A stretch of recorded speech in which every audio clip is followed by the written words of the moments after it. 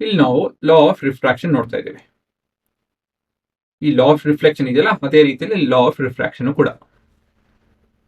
ಇದು ಮೊದಲೇ ಭಾಗ ಏನಂತ ಹೇಳಿದ್ರೆ, ದ ಇನ್ಸಿಡೆಂಟ್ ರೇ, ದ ರಿಫ್ರಾಕ್ಟೆಡ್ ರೇ ಅಂಡ್ ದ ನಾರ್ಮಲ್ ಆಲ್ ಲೈ ಇನ್ ದ ಸೇಮ್ ಪ್ಲೇನ್.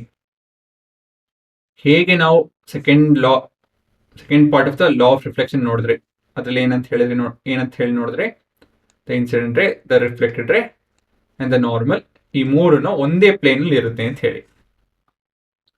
ಅದೇ ರೀತಿಯಲ್ಲಿ ಇನ್ಸಿಡೆಂಟ್ ರೇ, ರಿಫ್ರಾಕ್ಟೆಡ್ ರೇ ಮತ್ತೆ ನಾರ್ಮಲ್, ಈ ಮೂರನ್ನು all will lie in the same plane, ಒಂದೇ ಪ್ಲೇನ್ ಅಲ್ಲಿ ಇರುತ್ತೆ. ಆಯ್ತಾ? ಇದು ಅರ್ಥ ಆಗ್ಲಿಲ್ಲ ಅಂತ ಹೇಳಿದ್ರೆ ಲಾ ಆಫ್ ರಿಫ್ಲೆಕ್ಷನ್ ಸೆಕೆಂಡ್ ಭಾಗ ನೋಡಿ, ಅದನ್ನ ಅರ್ಥ ಮಾಡ್ಕೊಂಡು ಇದನ್ನ ನೋಡಿ. ಅಂತ ಹೇಳಿದ್ರೆ ಅದು ಎರಡು ಒಂದೇ ಲ್ಯಾಂಗ್ವೇಜ್ ಇದೆ. ಏನಂತ ಹೇಳಿದ್ರೆ ರಿಫ್ಲೆಕ್ಷನ್ ಆಗ್ತದೆ, ರಿಫ್ರಾಕ್ಷನ್ ಆಗ್ತದೆ ಅಷ್ಟೇ, ಅದೇ ಹೆಚ್ಚು ಕಮ್ಮಿ. ಹಾಗಾಗಿ ನಾನು ಏನು ಅಷ್ಟೊಂದು ಎಕ್ಸ್ಪ್ಲೈನ್ ಮಾಡೋದಕ್ಕೆ ಹೋಗಲ್ಲ, ವೇಸ್ಟ್ ಆಫ್ ಟೈಮ್. ಮುಂದಿನ ಭಾಗ the ratio of sine of, okay, ratio ಅಂತ ಹೇಳಿದ್ರೆ ನೋಡಿದ್ರೆ division. So ratio of what?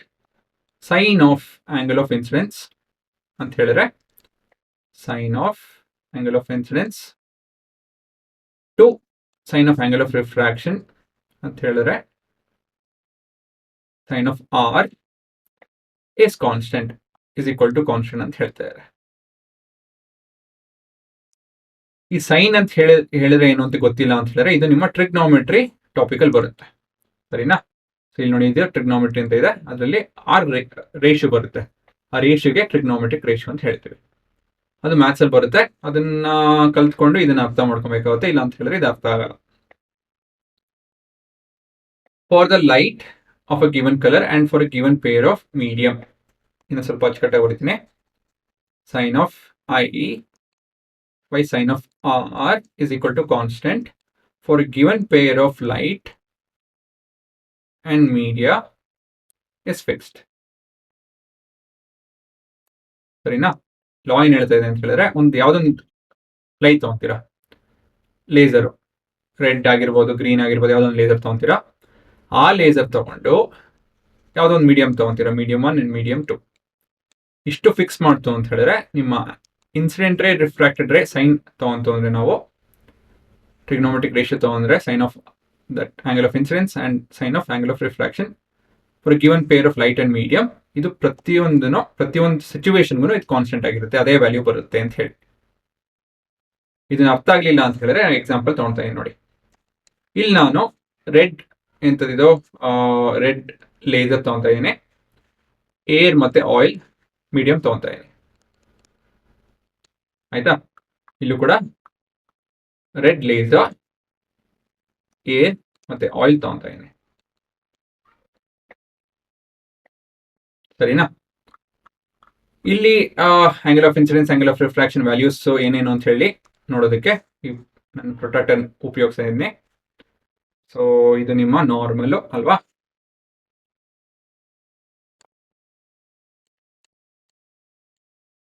ಹಾ, ಇಲ್ಲಿ ಇನ್ಸಿಡೆಂಟ್ ರೇ ಏನಿದೆ, ಸಾರಿ ಇನ್ಸಿಡೆಂಟ್ ಆಂಗಲ್ ಏನಿದೆ, ಆಂಗಲ್ ಆಫ್ ಇನ್ಸಿಡೆನ್ಸ್ ಏನಿದೆ 10, 20, 30, around 31, 31 degree. Angle of refraction normal ಇಲ್ಲಿದೆ. ಏನಕ್ಕೆ ಇಲ್ಲಿ ಬರ್ತಾ ಇದೆ, ಏನಕ್ಕೆ ಸೇಮ್ ಲೈನ್ ಅಲ್ಲಿ ಇಲ್ಲ ಅಂತ ಹೇಳಿ ಒಂದು ಸ್ವಲ್ಪ ಹೊತ್ತು ಆದ್ಮೇಲೆ ಅರ್ಥ ಮಾಡ್ಕೊಂತೀರಾ. ಇಲ್ಲಿ ನೋಡ್ಬೋದು, ಇದನ್ನ ಎಕ್ಸ್ಟೆಂಡ್ ಮಾಡಿದ್ರೆ ಕಾಣಿಸ್ತಾರೆ ಇವಾಗ ಅಲ್ವಾ? This is around 21 degree.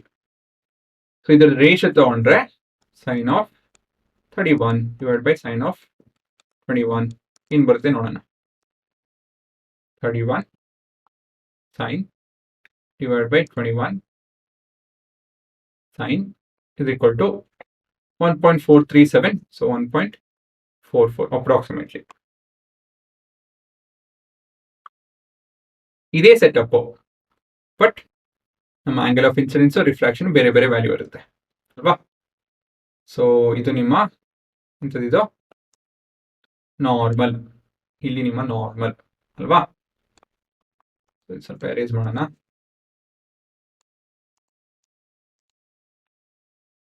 So angle of incidence ಬಂದು 10, 16 ಅಲ್ವಾ?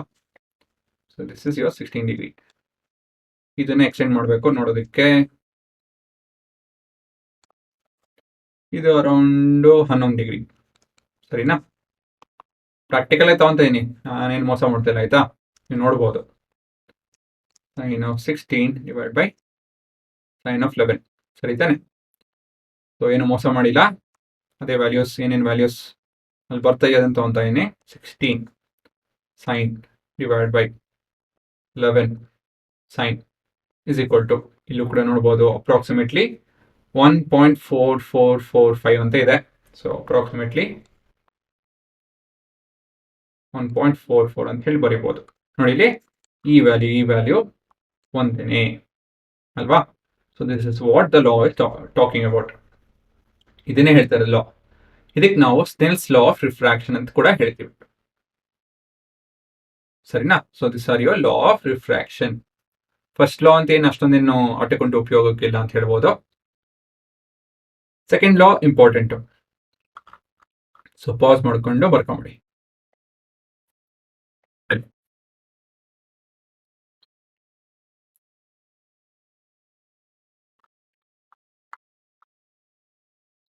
ಎಕ್ಸಾಂಪಲ್ ಕೂಡ ಬರ್ಕೊಳ್ಳಿ.